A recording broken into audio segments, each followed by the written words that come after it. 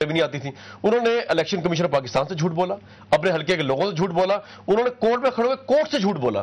اب یہ ایک اور سوال ہے کہ جی کورٹ نے یہاں پہ کیا نظریہ ضرورت کو اپہولڈ کیا, ان کو ڈسکوالیفائی کیوں نہیں کر دیا. لیکن دیکھیں یہ کتنا بڑا اخلاقی بحران ہے پاکستان پیپلز پارٹی کے لیے کہ پورے مظفر گڑھ سے کوئی ایک شریف آدمی ایسا نہیں ملا کہ جس کے اوپر اتنا بڑا الزام پروو نہ ہوا ہو. دیکھیں سچ جھوٹ ہو سکتا ہے, میں ہی بولتا ہوں, آپ بھی بولتی ہوں, معاملات میں M P S M N A سب بولتے ہو, لیکن یہ تک چیز پروو ہوگی نا. جب پروو ہوگی کہ ایک شخص نے جھوٹ بولا ہے, کوالٹیٹیو جھوٹ, لکھ کے جھوٹ, کورٹ کے ساتھ جھوٹ, الیکشن کمیشن آف پاکستان میں جھوٹ, عوام کو لیٹ ڈاؤن کیا ہے. کیا مینڈیٹ اور پرائم منسٹر صاحب کہہ رہے ہیں کہ جی بینظیر بھٹو صاحبہ نے ٹکٹ دیا. مجھے جہاں تک بینظیر بھٹو صاحبہ کو میں سمجھتا ہوں, آج اگر بینظیر بھٹو صاحبہ زندہ ہوتی, کیونکہ جس وقت انہوں نے ٹکٹ دیا تھا ان کو بھی نہیں پتا تھا کہ انہوں نے ڈگری فیک پروڈیوس کرنے والے ہیں یا فیک پروڈیوس کریں گے. آج اگر بینظیر بھٹو صاحبہ زندہ ہوتی, آئی ڈونٹ تھنک سو کہ وہ کہتے ہیں کہ جی میں نے ایک ایسے شخص کو ٹکٹ دیا جس کی ڈگری جو تھی جعلی تھی, کوئی بات نہیں, اس کو پھر ٹکٹ دے دیتے. یہ کوئی جسٹیفیکیشن نہیں ہے, یہ بینظیر بھٹو میں بھی ظلم ہے یہ بات کہنا. شیر افغان نیازی صاحب, آپ نے سیاست میں بہت برس گزارے. پاکستان کی سیاست میں اصول نام کی تو کوئی چیز ہے ہی نہیں, تو یہ اب ہم غلط چیز اٹھا رہے ہیں پھر سے, اور اس چیز میں کوئی وزن ہے یا نہیں؟ بسم اللہ الرحمن الرحیم. ایک تو میں آپ کو مشکور ہوں کہ آپ نے ایک عام سادے کارکن کو یہ موقع دیا ہے ان بڑے بڑے لوگوں کے ساتھ بیٹھ کر. مجھے ذرا شامل کریں بڑے لوگوں میں. اب صورتحال یہ ہے سمجھے وہ کیا کہہ رہے ہیں. قانون اور دستور کی فرمانروائی جو ہے اس کے بارے میں ایک حدیث مبارکہ ہے کہ جو قومیں اپنا قانون بناتی ہیں اس پہ عمل نہیں کرتی وہ تباہ و برباد ہو جاتی. اس کا ایک طریقہ کار تھا جو اختیار نہیں کیا دوسرے کنٹسٹنٹ نے, وہ یہ تھا کہ اس کے لیے باقاعدہ منضبط قانون ہے جسے کہتے ہیں عوامی نمائندگی کا قانون مجریہ 1976. وہ اس کا بیسک ٹیکسٹ ہے, اس میں سیکشن ہے, سبسنٹیو لا ہے.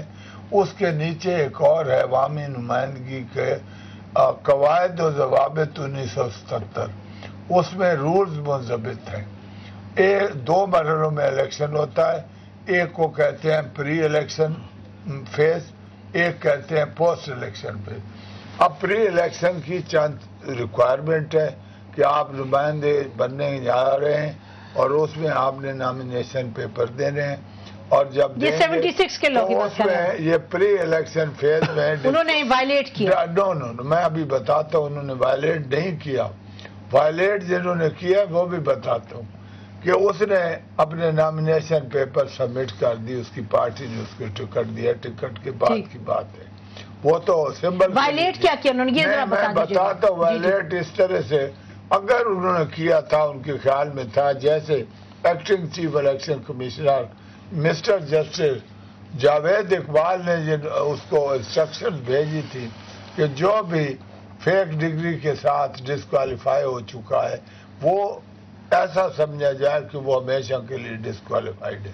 تو وہ تھا جب وہ ریٹرننگ آفیسر کے پاس نامینیشن پیپر گئے, پھر ڈیٹ مقرر ہوئی سیکروٹری کی دیکھ بھال کی, تو اس وقت یہ فیصلہ سپریم کورٹ کا اور instruction acting chief election commissioner کی, اور اب وہ ایز اے آبجیکٹر اس کے پاس وہ جمع کراتے اور یہ کہتے کہ یہ اس میں آرٹیکل 62 آتا ہے, اور اس کا رولز کے اندر آرٹیکل 62 اور 3 ایک ایفیڈیوٹ ہے اسی پیپرز کے اندر لگا ہوا ہے کہ میں کوالیفائی کرتا ہوں. چلیے کہاں کہ انہوں نے وائلیشن کی, چھوٹی بات کریں گے. میں بلال صاحح کے پاس جانا چاہتا ہوں. کلاس مجھے پڑھنے دیجیے تاکہ پتہ چلے جو کلاس ضروری ہے. وہ آرٹیکل 62 میں کلاس ایم ہے جس میں سگیسیس کا لفظ ہے. اچھا وہ ٹھیک ہے, بلال صاحب سمجھ آ گئی جی. بلال صاحب دیکھیے ہم اس پہ بات پر اب چلتے ہیں. اس پہ بلال صاحب یہ بتائیے گا کہ آپ یہ سارا جو ہے صورتحال 2008 سے لے کے اب تک آپ کے سامنے یہ جو ایشو اٹھا ہے فیک ڈگریز کا, یہ ایک بات انہوں نے فیسلٹی کی, بہت سی فیک ڈگریز کا مسئلہ ہے. 11 کا کیا نام تو ہم ابھی دیکھ رہے تھے لوگوں کا جو پی ایم ایل این سے بھی جن کا تعلق ہے. یہ ایشو ویلڈ ایشو ہے کہ فیک ڈگریز والوں کو آپ ڈسکوالیفائی کریں اور باہر رکھیں. یہ قوم کی آواز ہے, نہ میں قانون کی بات کر رہی ہوں نہ میں بات کر رہی ہوں سپریم کورٹ کیا کہہ رہا ہے یا کوئی. یہ بالکل ویلڈ ایشو ہے, بہت اہم ایشو ہے, کیونکہ آپ دیکھیے ہمارے جو نامینیشن پیپر ہے اس کے ساتھ کچھ ڈیکلریشن جمع کرنے ہوتے ہیں ہر امیدوار نے.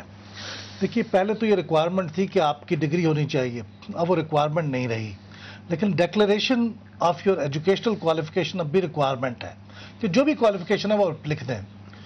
پھر آپ اپنے ایسٹس ڈکلیئر کریں، پھر آپ اپنے لائبلٹیز ڈکلیئر کریں، پھر آپ یہ بتائیں کہ آپ کے ذمے کو گورنمنٹ کی چیزیں تو نہیں.